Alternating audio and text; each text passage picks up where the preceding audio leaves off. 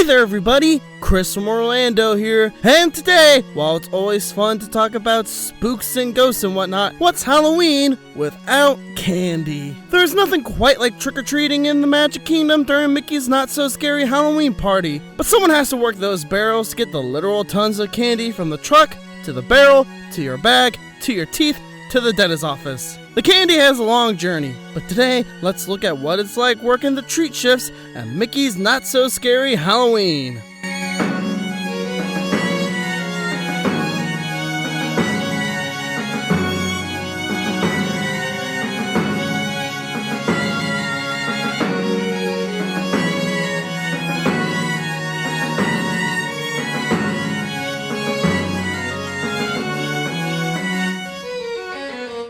So the first thing we have to ask is, who are you people? Well, you might think that they're probably just seasonal cast members they bring in to help with the parties. But even though that would be an awesome job, they're not seasonal cast members. You've probably noticed that not all the attractions in Magic Kingdom are open during the event. Some rides are closed to the event, sometimes to host character meet and greets, and sometimes just to host the candy trails. So when your ride is only open for half the day, what do you do with all those people who normally close? Usually college program kids. You stick them in a color clashing costume and get to work! However, treat shifts aren't exclusive to attractions cast members. And in fact, you can get a shift of your very own no matter where you work at the resort. I've seen everyone from retail to custodial to third shift hotel front desk workers get in on the action. I even met someone who was friends with Cinderella who got one of these coveted shifts. And why wouldn't people want this shift? You're literally getting paid to hand out candy all night long. And if you're stationed in Adventureland, you get to listen to the awesome rock music playing on WARRR Pirate Radio. Overall, a fun night, right? Yes, as a matter of fact. I know I usually pull back on the curtain to reveal some seedy underbelly of working at specific places, but yeah, working treats is as good as it sounds, so video done, I guess. Don't forget to like and share this video, and okay, I'll keep talking about it. Let's go through a typical night as a candy giver, outer thing. So first things first, and this is the most important thing you have to do at your shift. What's your bat's name? I'm not joking. Take some time now to think of a good name for your bat bow tie or headband, and leave them in the comments down below. I've named mine in the past Captain Batu and Batty Boyle. And a friend of mine named his Leonardo DiBatrio, which is excellent. I'm serious. Put your names down in the comments. I want to see these. You'll then be assigned your treat trail, in which you'll ideally want a place that's outside. That way you can watch the best fireworks of the year. Fight me. However, if you're unlucky, you might be assigned to first go do Park Clear.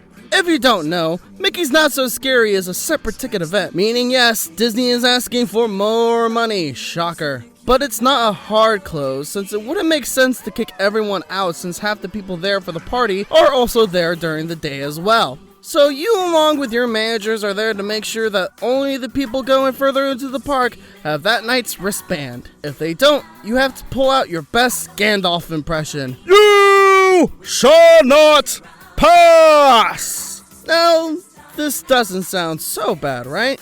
Well, it's not until you get someone who really wanted to save Space Mountain for last, but now they can't because the park is closed and whatnot. Oh, and also it may be because I'm blind as a bat, but it's hard to see these wristbands sometimes, especially if it's already getting dark when the clear begins, and it's all the way under their costumes, etc. Also, sometimes they'll make you go into a bathroom and wait there until everyone in the stalls is clear, because yes, people actually tried to hide out in the bathroom stalls. Wasn't this video supposed to be about candy? Yes, thank you. Let's head back to the candy. And do you want to know what the best part of working a treat shift is? You're not allowed to give guests any candy that fell on the ground because germs and Coruscant virus and whatnot.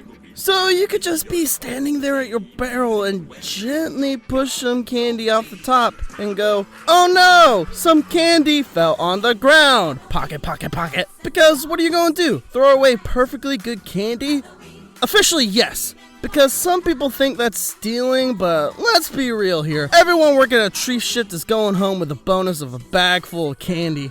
Now, behind every person who's giving out candy, there's some people who are in charge of the supply, and they'll be the ones you're running to all night whenever you get low on candy. Depending on where you're working, you'll either get a nice old married couple who work here seasonally for years, who'll let you go nuts with the candy, or you get the 4 to 5 pieces per person, and if I see you with a piece of your pocket, I swear to Walt, I will get you fired kind of people. Luckily, I had the former. Now, at the beginning of the night, you do actually kind of have to keep to the 4 to 5 pieces per person model they tell you about, because believe it or not, there is only a finite amount of candy in the back, and it's supposed to last us the whole night.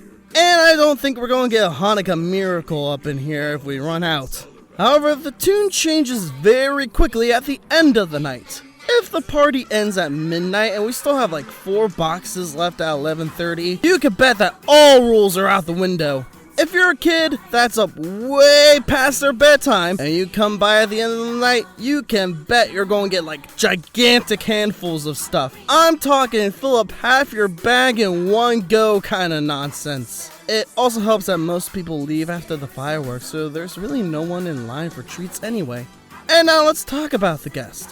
I actually don't mind whenever I'm greeter at a treat location because it gives me a chance to people watch and really enjoy the costumes. My personal favorites are when people dress up as cult favorite characters from the Disney parks. I always lost it when someone would dress up as Dr. Seeker, the foxy scientist from Spaceship Earth, Dr. Albert Falls, stuff like that. I once saw someone dressed up as LeFou and I love them forever because LeFou is the best! I've seen Kingdom Hearts characters, which got me thinking if the characters are allowed to acknowledge that they know Sora, because that'd be really cool. Overall, I just love seeing the creativity on display with some of these costumes. I love it! Even if it makes riding Space Mountain nigh on impossible. So what did we learn here today? Well, everyone loves candy and trick-or-treating is fun no matter how old you are. Unless you're one of those people who does the trick-or-treating for everyone while they're waiting in another line. Like, come on, let the kids have fun, guy. Don't forget to like and share this video if you enjoyed it, and subscribe to Chris from Orlando for more awesome theme park content. I'm Chris from Orlando, and I always felt like a generous god when giving a kid 90 pieces of candy in one scoop. Take care, y'all. One love. Don't hurt nobody.